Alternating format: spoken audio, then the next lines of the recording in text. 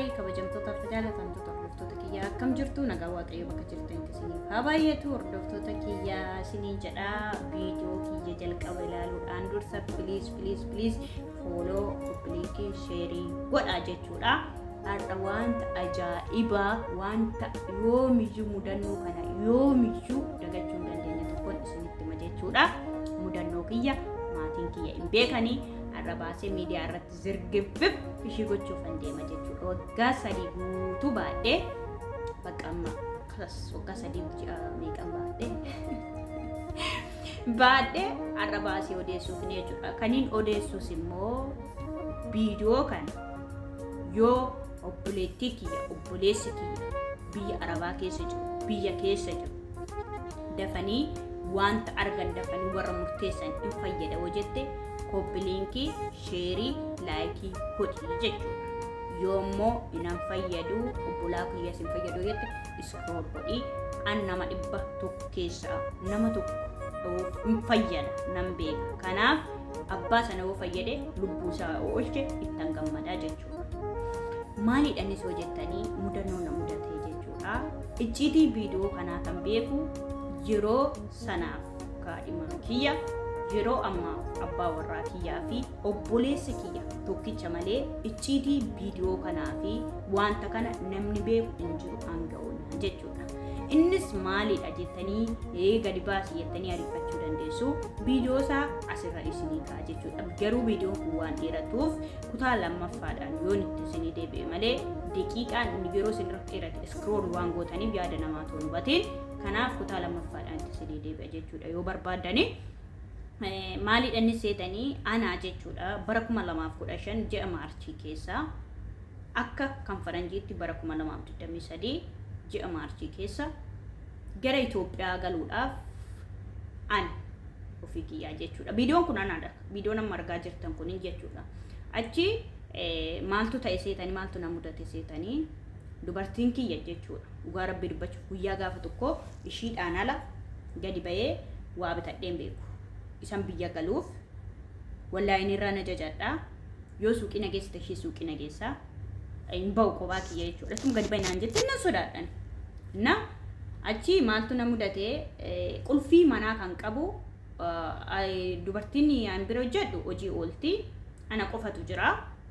Abbaa warraa ishiitii fi ana qofatu qaba qulfii manaa. Innis maaltu ta'e daftanii waan argitan aartanii yeroo murteessitan teessanii kaatanii gaabbitanii iddoo fuutanii dhabdu. Kanaaf isinii hima. Na achiin anama fakkeenyaaf viidiyoo kana akka carraa itoon gaalaarii keessa yoo inni kutaa suuraa keessa qalee itoon fattashu bilbilichumaan qabadhee jira waan ta'eef harge jechuudha. Viidiyoo kanarraa maafan namaaf hin qoodu obboloota kiyya dafanii waan argan aaranii birrirratti yaada isaanii hidhanii lubbuu isaaniitti faradan maafi barumsa xiqqoo yoo inni immoo gorsa xiqqoo maafan hin kennineef kan jedhamu keessi kiyya na gaafate jechuudha. Achumaan viidiyoo kana isin waraabuuf dirqama jechuudha.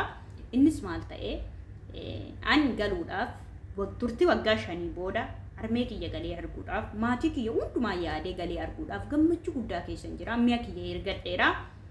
Ji'a arfaffaa gaafa guyyaa tokko akka kan faranjiitti jechuudha. Gaafa tokko asii ka'een gaafa 2 Itoophiyaa ga'a jechuudha. Na turtii 2 ji'a torbee 2 qofatu na hafe biyya kiyya galuudhaan maatii kiyya hundatti mee akka carraa bilbila bitachuu barbaada an jedheen madaamii kiyyaan inna bilbila bitachuu barbaada jettee iyyeen nageessi jedheen singeessu jettee jedhee suuqiin safara kana jiru maan jedhu gatiinsa na beeku bilbila hin taane sitti gurgurani dhaqiitii ijoolleedhaan isa hojjedhu lafa kaayitiitoo ijoolleen mana barumsaatiin nafee dhaqiitii bilbila kee bitadhuu kootu naan jette echi jedhee ani ishiin qubaala bainaan jetteesi manatti fakkaanne gaa bakka anumtis makiinaa malee lafan deemnu lafun deemuu iyyuu dharra'e kotteen na hidhame waggaamma kanaa guutuu lafa taakku tokkotti deemee hin beeku. Maaliif yeroo baadiyyaadhaan ishii gubbii keessaan banuu ichi xabanna malee jechuudha fooqee gubbaa oola. Lafun deemuu kana iyyuu dharra'eera.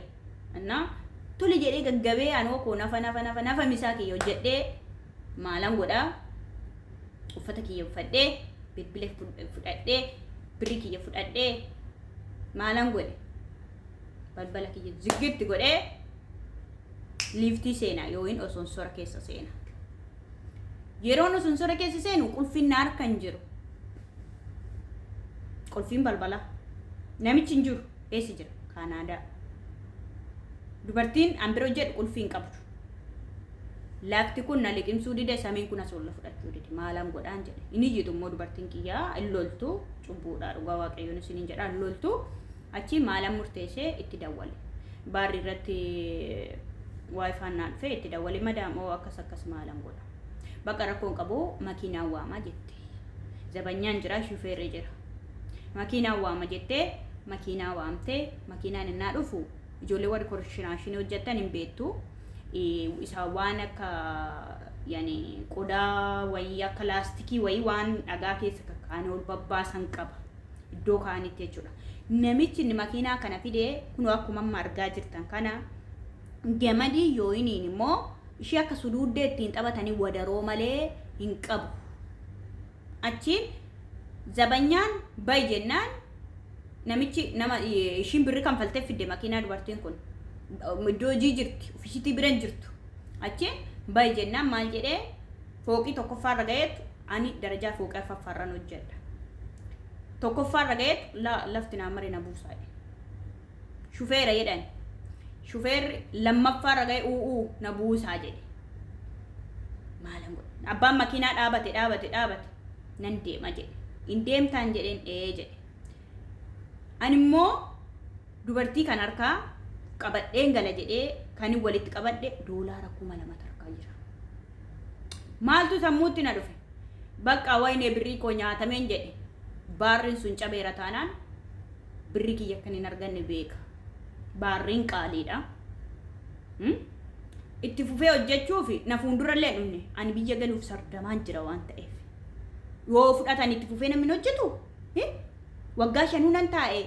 Damoosa ji'a 5-6 jedhee namni lubbuu isaatti murteessa. Mee akkamittiin hin yaade yeroo san dhugaa waaqayyoo dubbachuu fi amma yeroon taa'ee yaadu anuma dhamoo seexana na murteessisiise moo maali dhedheen ofitti gaaffii uuma. Anna achiin anoo koo nan ba'an jedheen hin baata eeyyan hin jedheen nuti ittiin gaafatamna jedhan.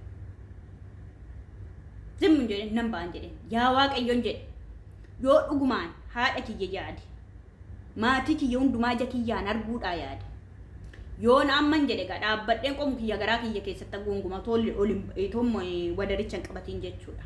Achiin yoon hin jedhe haadha kiyya akkan galee jaanan argine seexanni taakoo kana geessee lubbuu kiyya galaafachuu kaate waggaa amma kanaa nagaadhaan jiraadhee tomataan kiyya nan dhukkubiin yeroon galu ka irratti qormaanni kun na mudate lubbuu kiyya dabarsi. Garuu hin jedhe haati kiyya karaa ilaalaa akka namne abbaa warraa kaadhimaan kiyya sin fuudha obboleessi kiyya na dagata innoo anna achiin jedheen nan ba'an jedheen baataan eeyyen hin jedheen viidiyoo kana eenyusi waraabinaan jechuu dandeessu kutaa lammaffaa itti sinifuuf yoo dheeratee jechuudha yoo xumuramuu baate achiin bayee amma fooqii darajaa arfaffaatti amma sadaffaatti ijji kiyyan banamne isayyuu akkamitti waaqayyo immoo yeroo dabqa kiyya natti ittisu yeroo nyaata jedhisan ijoolleen fooqirra hojjetan beerut warri nyaata manatti hojjetan barandaa balkoonii irratti hojjannaa